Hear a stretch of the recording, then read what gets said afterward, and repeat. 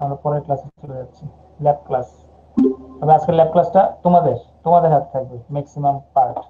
তাহলে আজকে আমরা যেটা এক্সপেরিমেন্ট করবো সেটা হচ্ছে এক্সপেরিমেন্ট নাম্বার 3। এবং 3 এর মধ্যে তোমাদের স্যাম্পল দেওয়া হয়েছে এখানে। তবে স্যাম্পলের ভিডিওতে যাওয়ার আগে আমরা যেটা করব সেটা হচ্ছে এই যে ভিডিওগুলো আছে, fabric analysis, design, drafting, lifting plan, cream testing, yarn count, yarn twist testing, তারপরে জিএসএম কাটিং এন্ড জিএসএম মানে জিএসএম এর মেজারমেন্ট যেটা আমরা বলি, জিএসএম কাটিং করে দেন ওইটার ওয়েট নির্ণয় করে দেন জিএসএম ক্যালকুলেশন করা। এই জিনিস কয়টা আমরা একটু দেখবো আজকে। আমি জানি না যে আগের দিনের ক্লাসে তোমরা এগুলো সব দেখছো কিনা। তো যদি দেখা না থাকো তাহলে আজকে তোমাদেরকে সময় দেওয়া হবে যে এটা সবগুলো দেখার জন্য। এই সবগুলো ভিডিও তোমরা এখন দেখবা।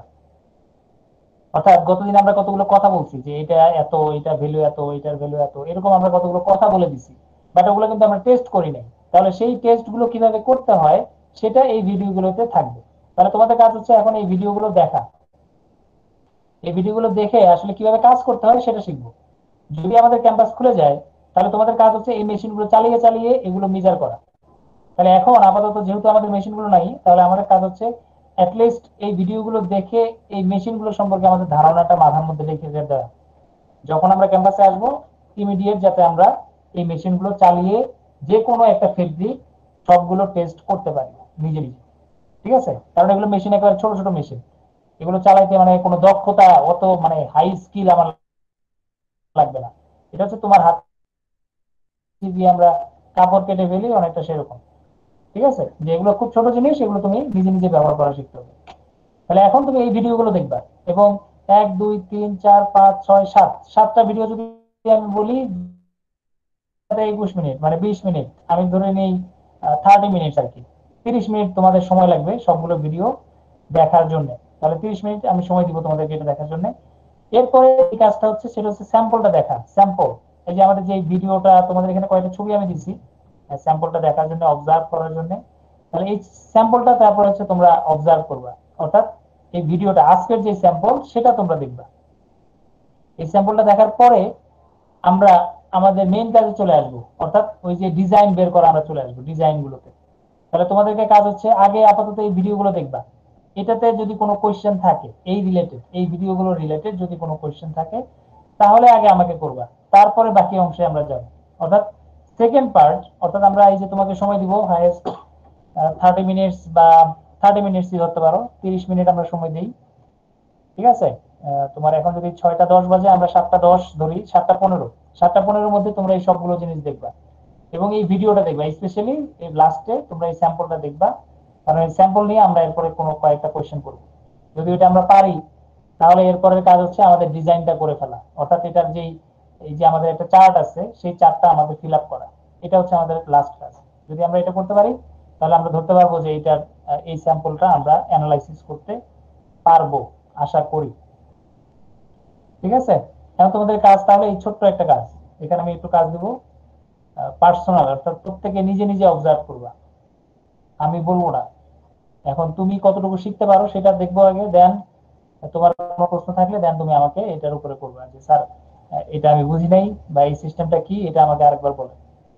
ঠিক আছে, তাহলে এটা যদি হয়ে যায়, একটা জিনিস বারবার প্রত্যেকটা এক্সপেরিমেন্টের সাথে এটা করতে হবে। এটা এমন না যে এটা আমি আজকে করছি কালকে শেষ না। প্রত্যেক দিন তুমি এরকম একটা স্যাম্পল পাবা, প্রত্যেক দিন তোমাকে এই সবগুলো মেশিন চালাইয়া এই ফেব্রিকটা টেস্ট করতে হবে। তাহলে আলটিমেটলি একই কাজ বারবার। তাহলে এই জন্য আমরা একবার শিখবো এটা, দেন এটা প্রতিদিনের কাজ।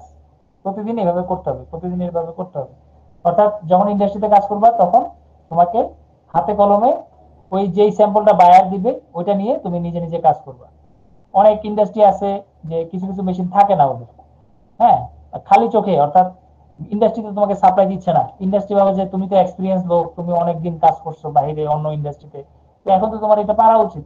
মানে ওরা দেখে দেখে খালি চোখে যাতে সবকিছু করতে পারে। হ্যাঁ, ইয়ানের কাউন্ট কখনো মেজার করে না, দেখা যায় কাউন্ট মেজার করার মেশিন নাই। কিন্তু তারপরেও যেহেতু এখন তোমাকে জব করতে হচ্ছে, ইন্ডাস্ট্রিতে ওরকম ফ্যাসিলিটি দিচ্ছে না, সুতা দেখাও অনেক সময় কাউন্ট নির্ণয় করতে হয়। বুঝা গেছে, এই জন্য অনেক ধরনের ঝামেলা আমাদেরকে ফেস করতে হয়। তো আপাতত সবগুলো মেশিন যেহেতু আমাদের আছে আমরা এগুলো একটু দেখবো। আমাদের সবগুলো মেশিনে অ্যাভেলেবল আমাদের, ঠিক আছে। এরপর যদি আমাদের কোনো সমস্যা থাকে তাহলে আমরা সেগুলো নিয়ে আলোচনা করবো, যে কয়েকটা জায়গায় আমরা হয়তো বা মেশিন ছাড়াও কাজ করতে পারি। হ্যাঁ, তো সেগুলো নিয়ে আমরা অন্যভাবে চিন্তা ভাবনা করবো, বা হিসাব বা ক্যালকুলেশন গুলো আমরা জেনে নিব। তো আপাতত তোমাদের কাজ এই ভিডিওগুলো কমপ্লিট করা, একবার হলেও মানে ধীরে সুস্থে দেখা, যে স্যার এটা এরকম এটা এরকম। এখন তোমাকে যদি আমি বলি যে আচ্ছা ড্রাফটিং প্ল্যান লিফটিং প্ল্যান কিভাবে করে, তুমি বলতে পারলে না, যেহেতু যদিও আমরা 2 দিন ধরে এটা পড়াইছি কিভাবে ড্রাফটিং প্ল্যান লিফটিং প্ল্যান করতে হয়। ক্রিম টেস্টিং কিভাবে করতে হয় আমি জানি না। হ্যাঁ, কিন্তু ক্রিমের সূত্র কিন্তু তোমাদেরকে শিখাই দিছি। এখানে আমরা ফেব্রিক বা মেশিনটা চালায় একটু দেখাবো যে কিভাবে ক্রিমটা, বা মেশিনও যদি আমার না থাকে তাহলে আমি কিভাবে ক্রিম নির্ণয় করবো। ইয়ান কাউন্ট, যেহেতু আমরা বিজলি ব্যালেন্সের কথা বলছি তাহলে এখানে বিজলি ব্যালেন্সের একটা কথা আসবে। টুইস্ট টেস্টিং, তাহলে টুইস্টের অবস্থা বুঝতে পারতেছো এখন কোন ধরনের মেশিন তোমার এখানে আসবে, টুইস্টিং মেশিন। যদিও এত বড় মেশিন আমরা ইউজ করতে পারবো না, যেহেতু আমার স্যাম্পলটা ছোট। আর জিএসএম কাটার ছোট্ট একটা মেশিন, এটা অনেকে দেখছো অলরেডি, আর অনেকে হয়তো বা দেখো নাই। সেই সেই অংশটা একটু দেখবা, একটা জাস্ট একটা ব্লেড।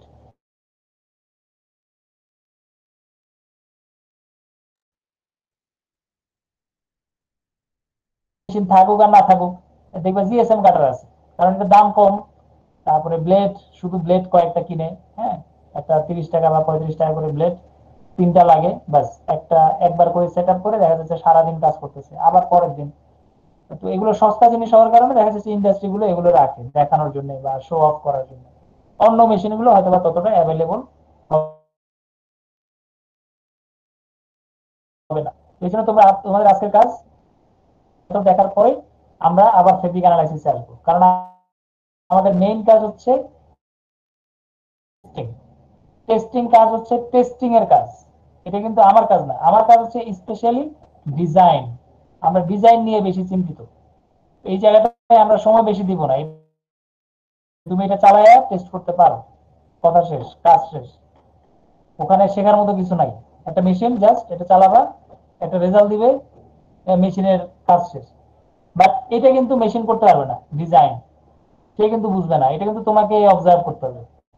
স্ক্যানিং করতে পারো তুমি, অনেক ধরনের স্ক্যানার আছে বাজার, হ্যাঁ, তবে ডিজিটাল স্ক্যানার যত কিছু আনো না কেন, ফেব্রিকের এরকম ভাবে অ্যানালাইসিস করতে সে হয়তোবা এখনো সক্ষম না। অনেক মেশিন আর থাকলেও অনেক ডিজাইন যেহেতু আমাদের অ্যাভেলেবল, ওভেন ডিজাইন বলো, নিট ডিজাইন বলো, এত ক্রিটিক্যাল ক্রিটিক্যাল ডিজাইন, এগুলো আসলে মেশিন বানাইতে গেলে অনেক খরচ পড়ে যাবে। একটা মানুষকে অর্থাৎ আমাকে যদি তুমি বেতন দাও, তাহলে আমার বেতন হয়তো বা তুমি 5,000 10,000 বা 20,000 টাকা দিলা, কিন্তু ওই মেশিনের দাম কিন্তু আর 10,000 20,000 হবে না। ওই মেশিনের দাম হবে অনেক, কয়েক লাখ টাকাও যেতে পারে, কোটি টাকাও যেতে পারে। এরপরে হচ্ছে যেটা চালানো, চালাইতে হলে আরেকজন দক্ষ লোক লাগবে। এখন তো তুমি মূর্খ লোক দিয়ে তো আর ওই মেশিন চালাতে পারবে না, তাহলে একজন দক্ষ লোক লাগবে ওই মেশিন চালাইতে, তাহলে চালাইতে গেলা। এরপরে হচ্ছে কি ওই মেশিনের খরচ, মেইনটেনেন্স খরচ তোমার দেখা যাবে অনেক লেগে যাবে। আলটিমেটলি খাজনা থেকে বাজনা বেশি হবে, যেটা আমরা খুব সহজেই করতে পারি। হ্যাঁ, ইদানিং তোমরা জানো যে অনেক পড়ালেখা না জানা মানুষগুলো এই ডিজাইন গুলো নিয়ে কাজ করতেছে। এখন আমরা শিক্ষিত মানুষ, বাট আমরা কি হচ্ছে বুঝতে পারতেছি না কিভাবে কাজ করে। না কাজ করার কারণে দেখা যাচ্ছে আমাদেরকে তারা ভ্যালু দিচ্ছে না, আমাদেরকে মূল্যায়ন করতে চায় না। তো আমরা এই জন্য এই কাজগুলো খুব ভালোভাবে শিখবো যতটুকু সম্ভব, যাতে ইন্ডাস্ট্রিতে গেলে, কারণ আমরা তো আর তোমাকে সব ফেব্রিক শেখাবো না, কিন্তু আমরা দেখা যাচ্ছে 5টা 6টা 7টা হাইয়েস্ট গেলে 10টা ফেব্রিক যাওয়া, হাজার হাজার স্যাম্পল, লাখ লাখ স্যাম্পল, ঠিক আছে। ইভেন আজকে একটা স্যাম্পল পাইছো, 5 বছরও তুমি আর ওই স্যাম্পল হয়তো বা চোখেও দেখবে না, আরেকটা স্যাম্পল আসবে। হ্যাঁ, আবার 5 বছর পরে ওই স্যাম্পলটা রিপিট আসতে পারে। তাহলে বুঝতে পারতেছো অনেক লম্বা সময় তোমাকে ওয়েট করতে হতে পারে, এত ভ্যারাইটিস এখন বর্তমানে অ্যাভেলেবল। তো এই জন্য তোমাদেরকে একটু কেয়ারফুলি, অর্থাৎ রুলস এন্ড রেগুলেশন আমরা শিখবো, অ্যাপ্লিকেশনটা করবো হচ্ছে কি ফিল্ডে গিয়ে। ইভেন আমি যেটা পারবো না সেটা আরেকজনের থেকে শিখতে হবে। অর্থাৎ আমার থেকে যারা আরো বেশি দক্ষ, আরো বেশি কি বলবো এই বিষয়ে এক্সপার্ট, অর্থাৎ আমি যদি বলি যে আমার আগে 10 বছর আগে থেকে যে কাজ করতেছে, সে অবশ্যই আমার থেকে কিছু বেশি জানবে।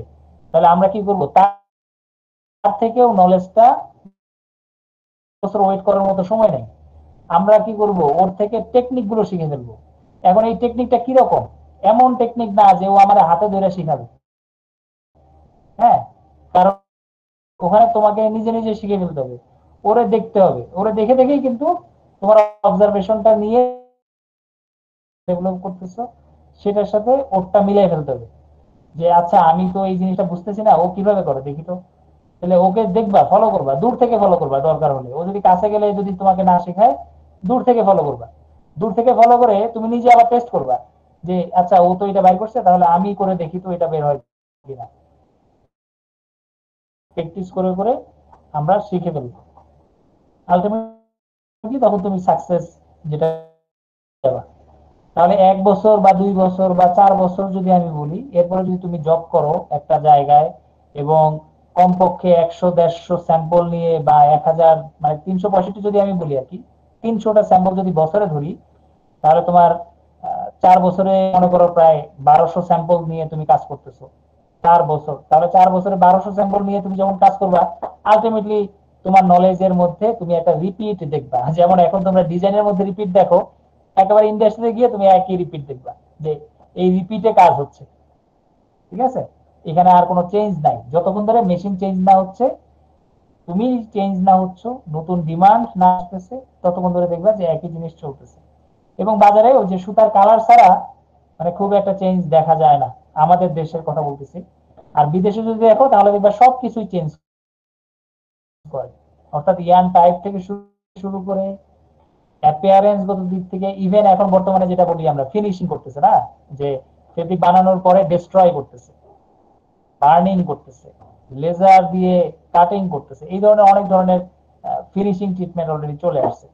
তাহলে সেগুলো এখন আমরা অ্যাপ্লাই করতেছি। দেখা যাচ্ছে তুমি ফেব্রিক দেখে বুঝতেই পারতেছো না কি ভাই এটা কি ফেব্রিক কিনা। হ্যাঁ, এটা তো কোনো ডিজাইনই বুঝতেছি না, এটা কোন ডিজাইন। আসলে এটা বুঝবা কিভাবে, কারণ এটা বানানোর পরে এটার উপর দিয়ে কি গেছে সেটা তুমি বুঝতে পারতেছো না। ঠিক আছে, তাহলে ওর উপর দিয়ে অনেক কিছু ঝড় ভয় দিয়ে দেন ওই ফেব্রিকের অ্যাপিয়ারেন্স চেঞ্জ করে দিচ্ছে। এখন ওটা দেখে আর ডিজাইন পাওয়া যাচ্ছে না।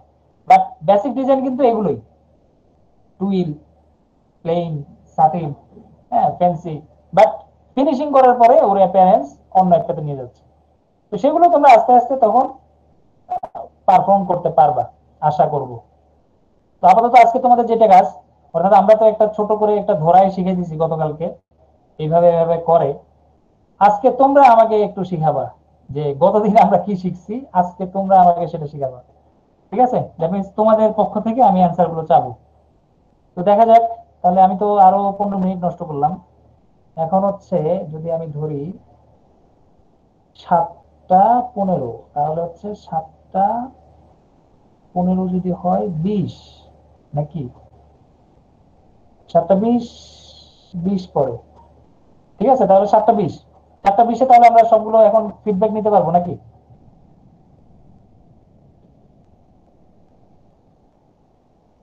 ঠিক আছে, জি স্যার। ওকে। তাহলে 7টা 20 আমরা ধরি, তোমরা সেইভাবে প্রিপারেশন নাও এবং ভিডিওগুলো দেখো আর কি। ফার্স্টে হচ্ছে সবগুলো দেখো, তাহলে তুমি অনেক কিছু শিখতে পারবা, যেটা আমি আসলে হয়তো বা এখানে বলে তোমাকে আর শিখাতে পারবো না, তুমি নিজে শিখতে পারবা। তারপরে আমরা কাজগুলো করবো। ঠিক আছে, আমরা তাহলে এখন একটু শেষ করি। তোমরা আগে তোমাদের কাজগুলো করো নিজে।